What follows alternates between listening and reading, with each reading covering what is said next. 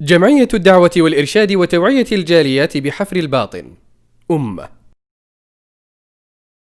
السلام عليكم ورحمة الله وبركاته.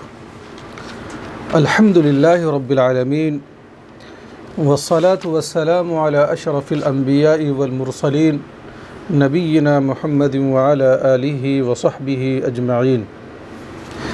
قال النبي صلى الله عليه وسلم: الإيمان أن تؤمن بالله وملائكته وكتبه ورسله واليوم الآخر والقدر خيره وشره। प्रिय दर्शक वृन्द तथा नेपाली दाजु भाइ र दिदी बहिनीहरू, आजको यस प्रसारणमा तपाईहरूको हार्दिक स्वागत छ।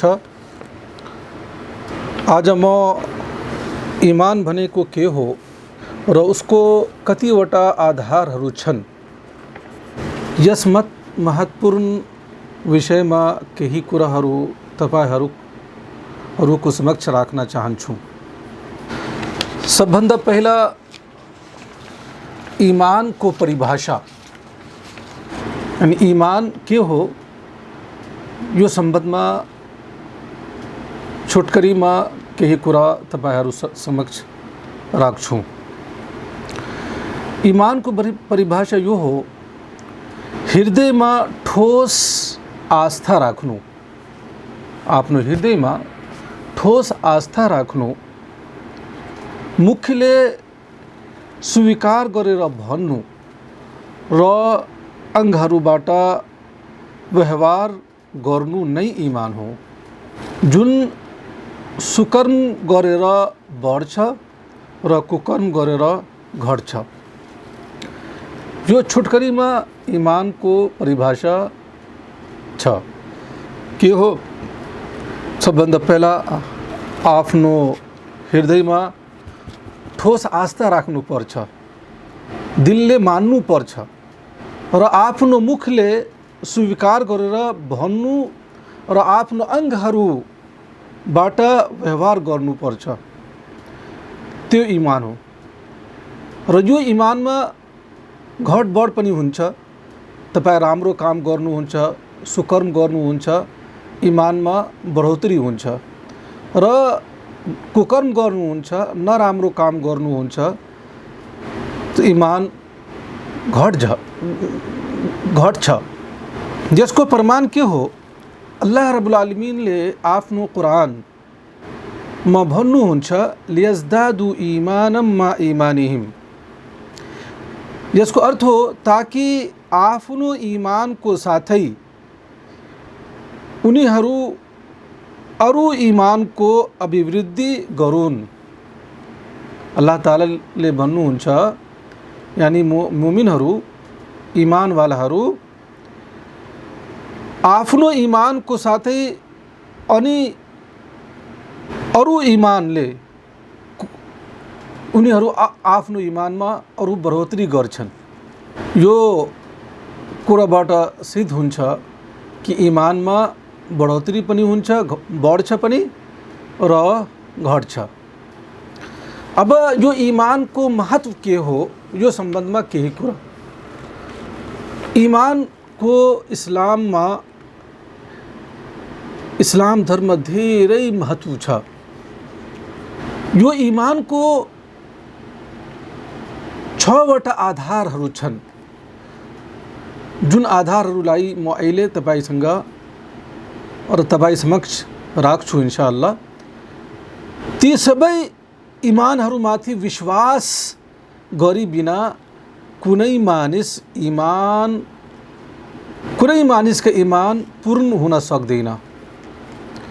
अहिले जुन इमान को आधारहरूलाई म तपाईहरू समक्ष राख्न चाहन्छु, जुन विषयमा म कुरा गर्न चाहन्छु, त्यसको इस्लाम धर्म धेरै महत्व छ। ती सबै आधारहरूलाई मान्नु पर्छ। कुनै मान्छे यो आधारहरूमध्ये कुनै आधारलाई मान्दैन भने त्यो मुमिन र मुसलमान हुन सक्दैन। कतिवटा आधारहरू छन्? जम्मा 6वटा आधारहरू छन्।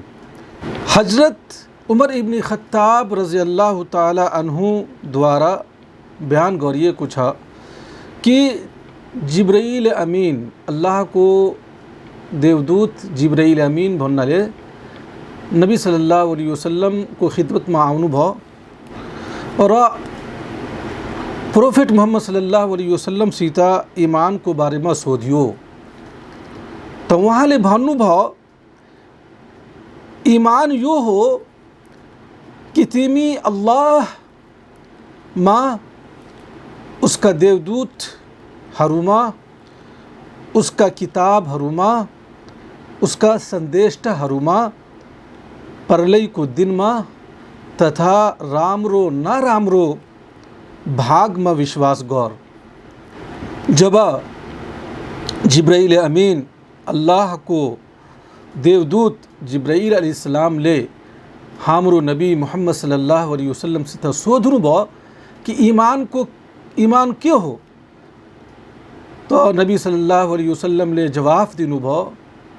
उहाँले भन्नुभयो कि यो ईमान यो हो कि तिमी अल्लाहमा, जुन अल्लाह पूरै संसारको जन्मकर्ता र सृष्टिकर्ता हुनुहुन्छ, जो हाम्रो विधाता र स्वामी हुनुहुन्छ, जुन अल्लाहले पूरै संसारलाई जन्म दिएको, उहाँ नै हाम्रो सत्पूज्य र उपासनीय छ।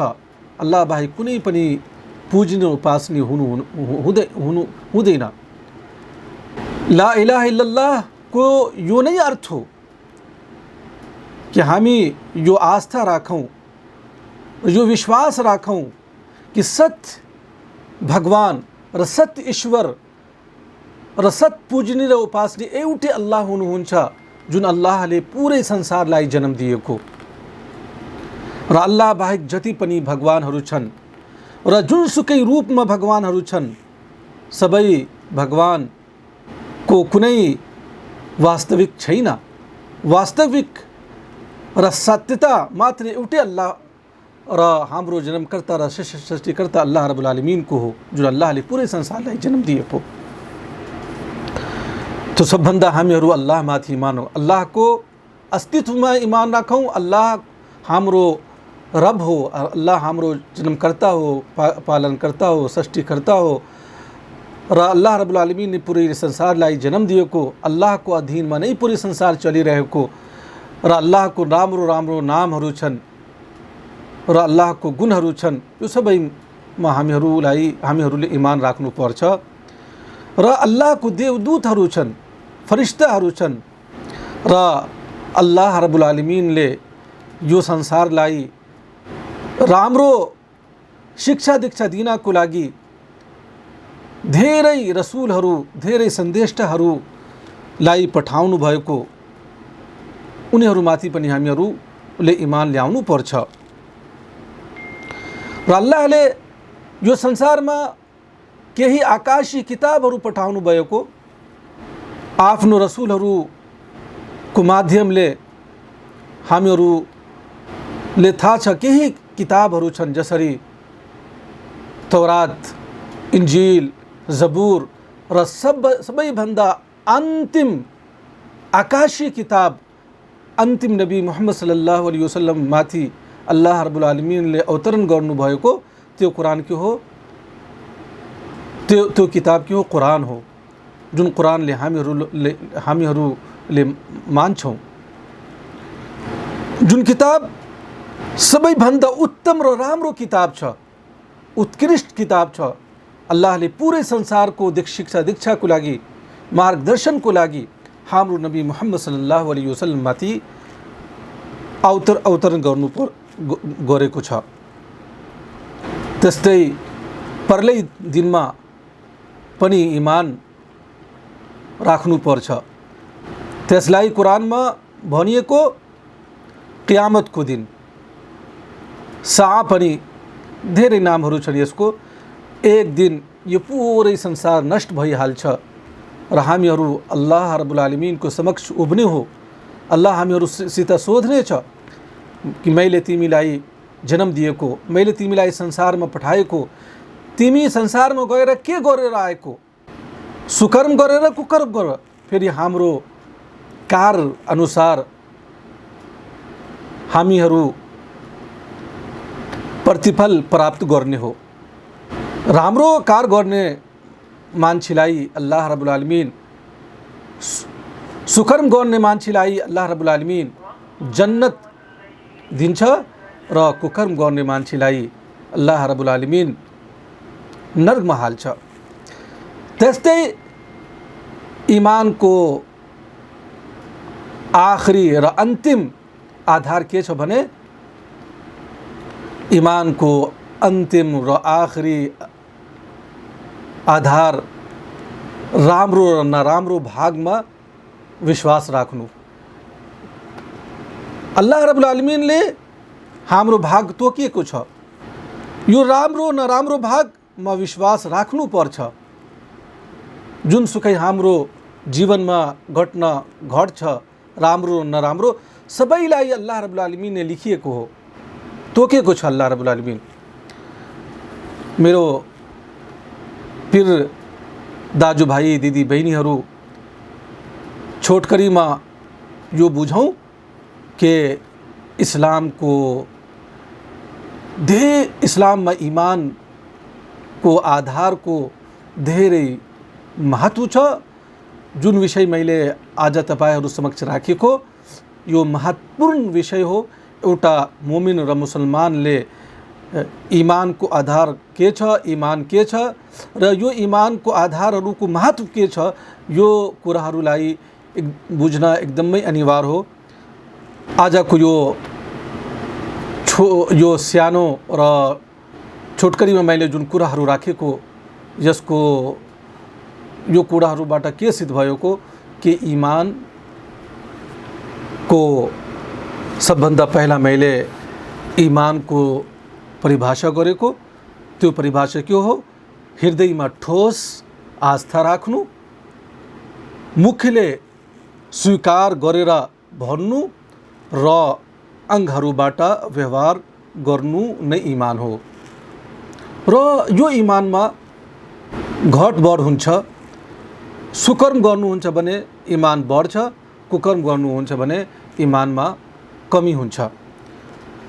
त्यसको मैले कुरानबाट एउटा मैले श्लोकमा तपाईहरू समक्ष राखेको, लियज्दादु इमानम मा इमानिहिम, अल्लाहले भन्नुभयो ताकि आफ्नो इमानको साथै उनीहरूले अरू इमानको अभिवृद्धि गरून्, अल्लाहले भन्नुभयो। यो आयतबाट के सिद्ध भयो कि इमानमा घटबढ हुन्छ। र फेरि मैले तपाईहरू समक्ष पर नबी सल्लल्लाहु अलैहि वसल्लमको एउटा हदीस र भनाइ मैले राखेको, जुन भनाइ मुस्लिमको हो। मुस्लिम भन्नाले एउटा ठुलो किताब हो हदीसको, जसमा उमर इब्न खत्ताब रज़ियल्लाहु ताला अन्हुले वर्णन गर्नुभयो कि नबी सल्लल्लाहु अलैहि वसल्लम को खिदमतमा अल्लाहको देवदूत जिब्राइल अमीन आउनुभयो र उहाँले नबी सल्लल्लाहु अलैहि वसल्लमसित सोध्नुभयो कि इमान के हो। नबी सल्लल्लाहु अलैहि वसल्लमले भन्नुभयो कि यो इमान यो हो।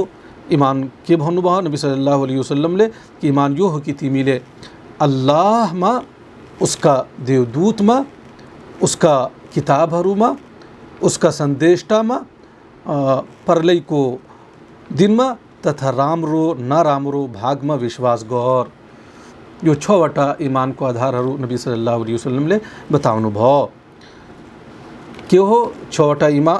पहिला अल्लाहमाथि विश्वास र आस्था राख्नु, अल्लाहका देवदूतहरूमाथि विश्वास राख्नु, अल्लाहको तर्फबाट उतारिएको किताब ग्रन्थहरूमाथि विश्वास राख्नु, चौथो अल्लाहको तर्फबाट पठाइएको सन्देष्टा रसुलहरूमाथि विश्वास राख्नु, पाँचवा परलय क्यामतको दिनमाथि इमान राख्नु, र छठा आखिरी र अन्तिम के हो?